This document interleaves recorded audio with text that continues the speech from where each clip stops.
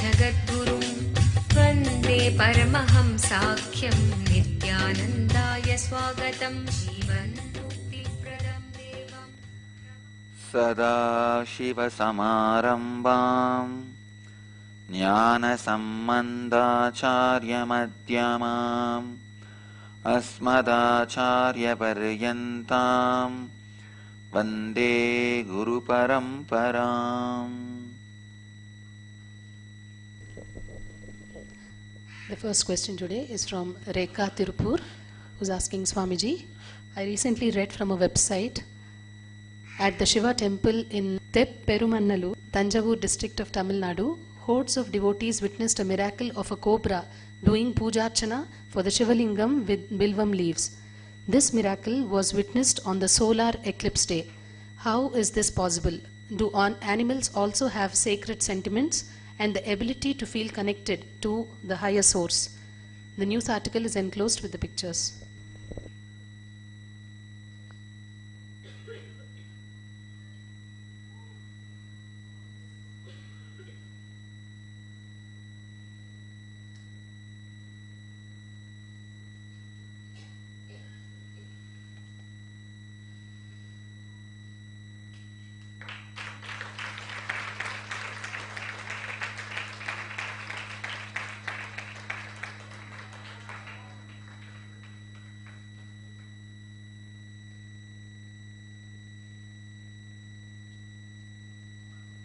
You should read the news article also, only then people will understand.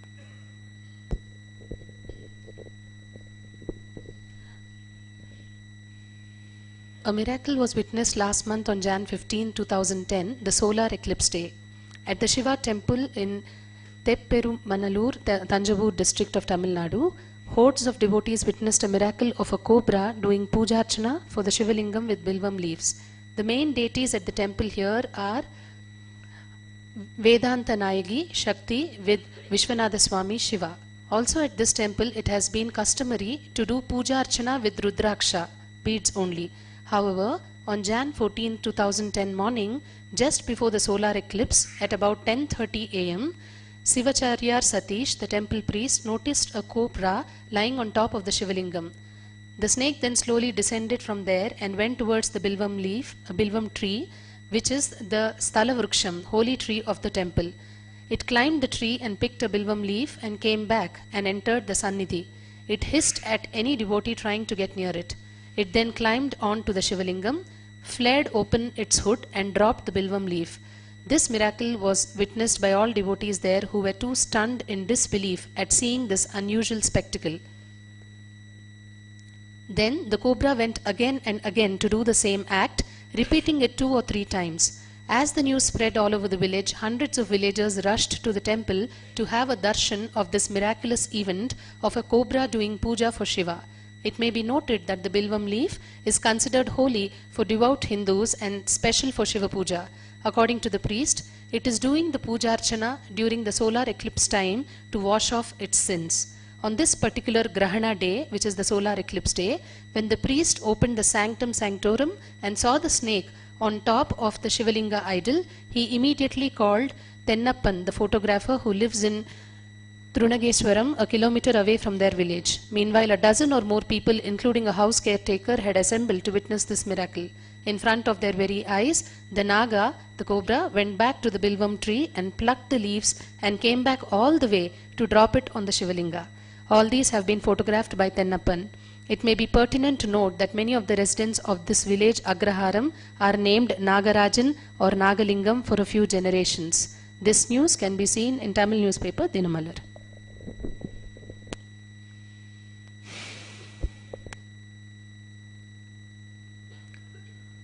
First thing you need to understand,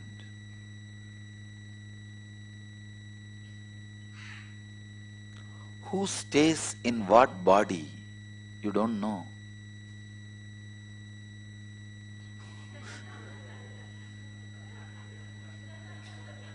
They keep the doors open. If he wants to leave, he can leave.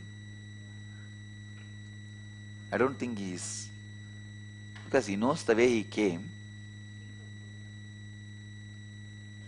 It's open. Even otherwise, keep the doors open. You don't know. Please understand. Sometimes the extraordinary souls, the higher conscious souls, gets into the animal bodies. I can give you one example from my own life. Almost for 3 months, 2 birds in Biddi, every day morning they will bring the fresh leaf or a bamboo leaf and drop on my head. Not one day. Please understand. The same 2 birds. I changed place. I try to sit in Chit Sabha. They'll come to Chit Sabha. I'll try to go to Rajya Sabha. They'll come to Rajya Sabha. They don't see the board where the satsang is going to be. And I'll sit in the temple. They'll come to temple. Almost 3 months.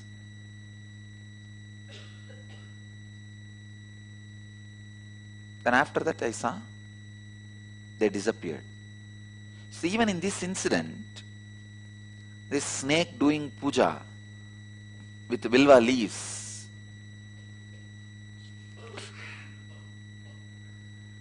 Please understand.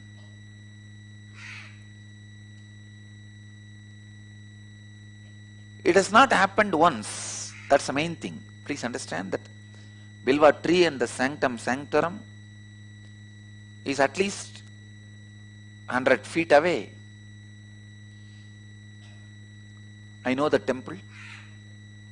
Bilva tree is the temple tree, holy tree in the temple.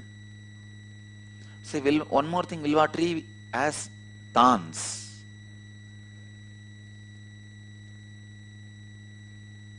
Snake can never go through the thorns and pluck the bilva leaf properly and bring it.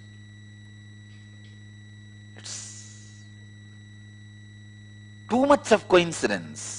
I know this atheist will tell, no. Some snake came there. See, the photograph is proper. He knows where to climb and where to drop.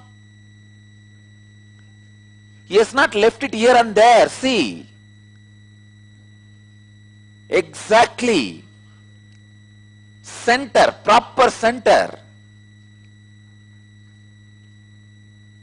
Even a trained snake cannot go from the Garbha Mandir to the tree and get the bay leaf, come back and drop it and go again. I have spoken to many of these actors who acted with the snakes. They tell me, Swamiji, to take 2-second shot with a snake, how difficult it is. We know, they say, to take 2 shots with a snake, 1 snake dies. One person was telling me, the person acted in a movie with a snake. To take 2-minute shot, 1 snake will die. Because it is very difficult to make the snake act. So a snake, and there are clear photographs, the hole through which he comes inside the Garbha Mandir. See, when the priest saw he was already in the Garbha Mandir, then he called the photographer. Then this guy, after doing the archana, he went out and picked the bilva leaf and came back. When he is again entering the Garbha Mandir only, we are seeing the photograph. This photo is when he is second time entering the Garbha Mandir. This cannot be taken as coincidence. And he is going into the Garbha Mandir, holding the leaf, holding the bilva leaf properly in the mouth. One more thing, snakes cannot hold something in the mouth and move freely. They can either swallow and move, or stand and swallow. They cannot be holding something and moving because their mechanism is such, only when their mouth is tight, their body will be very tight for them to move, make a move. Please understand, a snake can never bite while it moves. If it bites, it cannot move at that moment of biting. For example, you have to make your fist strong, tight to kick. The structure itself is such, it has to make its mouth tight, only then it can pull its body. So holding a leaf and moving can never happen as a natural way of movement for a snake. And one more thing, snake cannot move in a very smooth surface. You can see that whole Garbhamandir is full of oil. Snake cannot move in oily surface. Usually in villages, if you want, when they want to protect themselves from snake, they pour oil on the floor. Oil and turmeric powder. Camphor. Oil, turmeric powder, camphor. All these smells, snakes cannot tolerate. But a Garbhamandir which is full of all these three, oil, turmeric powder, camphor, snake can so freely move and goes and drops in right place. I don't think this can be coincidence or trained snake. Even trained snake, please understand, you need a snake charmer who should be continuously guiding after every 2 minutes what this fellow has to do. But here nobody is guiding. That fellow walks up straight to the right spot and drops the leaf, goes back again. And I don't see any morphing in this photograph or any other cheating, because the leaf is holding in the mouth while he is coming into the Garbhamandir, and the leaf is dropping is same. So he goes up with that leaf. I tell you, it cannot be coincidence or just a vague thing. Surely the snake must be a rishi or a Gandharva or a sage doing puja to Mahadeva, to Shiva. In Ramana Maharshi's life it has happened. One cow, Lakshmi, lived with him for years, will give birth to a calf exactly on his birthday. Exactly on his birthday. As a law, animals don't have that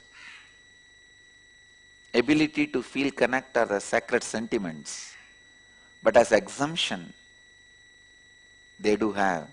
Law itself says very clearly there is exemption.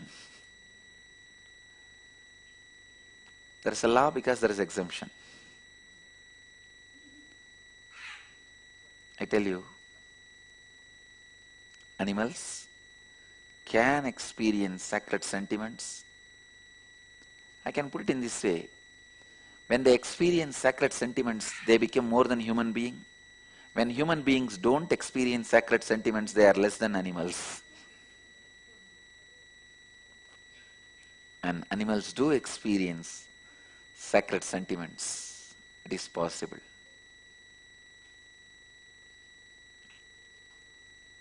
Next question. The next question is from Evelyn from South Carolina, USA, who's asking, why is it that we attract people that we're not interested in and not the ones we want? Is it that the ones we desire are not right for us? Must we change our thinking? First thing, You are asking, why is it that we attract the people that we are not interested in and not the ones we want? No, Evelyn, these kind of people come in your life like a simple accident. You attract only the people you desire. Please understand. Your desire itself is a right thinking. Your desire itself is enough. You don't need to change your thinking. Your desire will attract the right person in your life.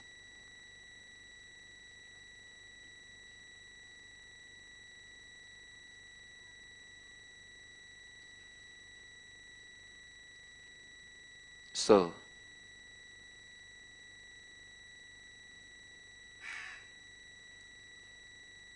you don't attract people whom you are not interested in. If they come near you, maybe like an accident, just brush it aside. Your desire itself has a capacity to attract right people in your life. Nothing else need to be done separately. Next.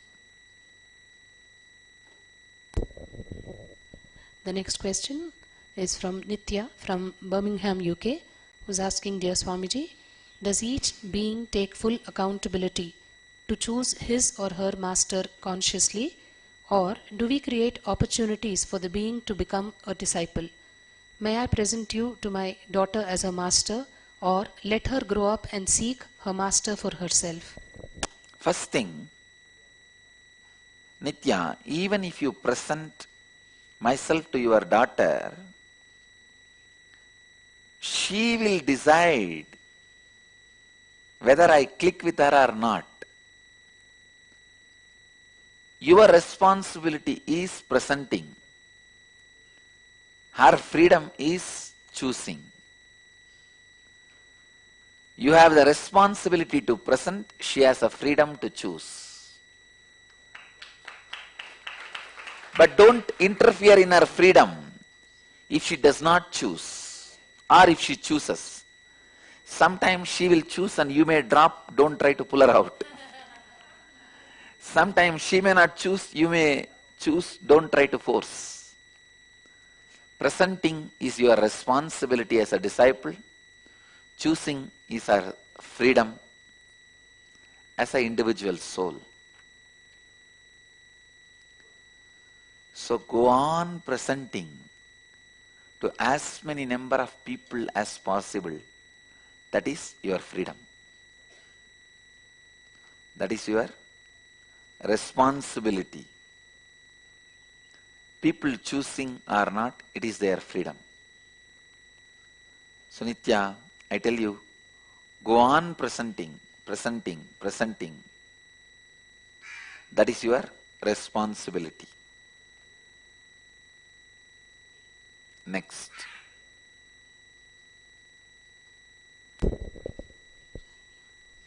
The next question is from Shalini Ahmedabad, who's asking, how can I make peace with my own body image, beauty or lack thereof? First, make the body yogic body. Use little bit of kriya. At least spend half an hour in the morning, every day, with Surya Namaskar or kriya. I am surprised. I have to mention this and congratulate the Indian UPA government for putting 12 Surya Namaskar statues in Delhi airport.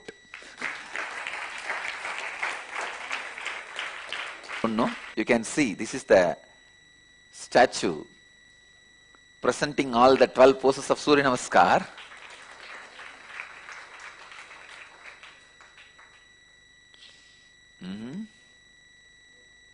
Work with your body with a little yoga.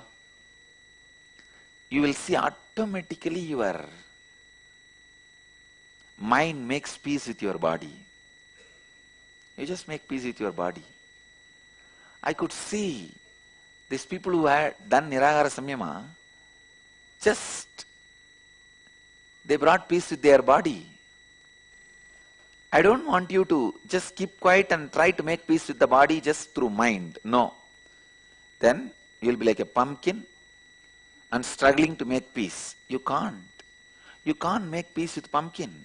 So have a little yogic work done with you. And a little bit of yogic work is enough. Automatically you will bring peace with your body. Yogic body naturally inspires Vedic mind. So have a little yoga as part of your life.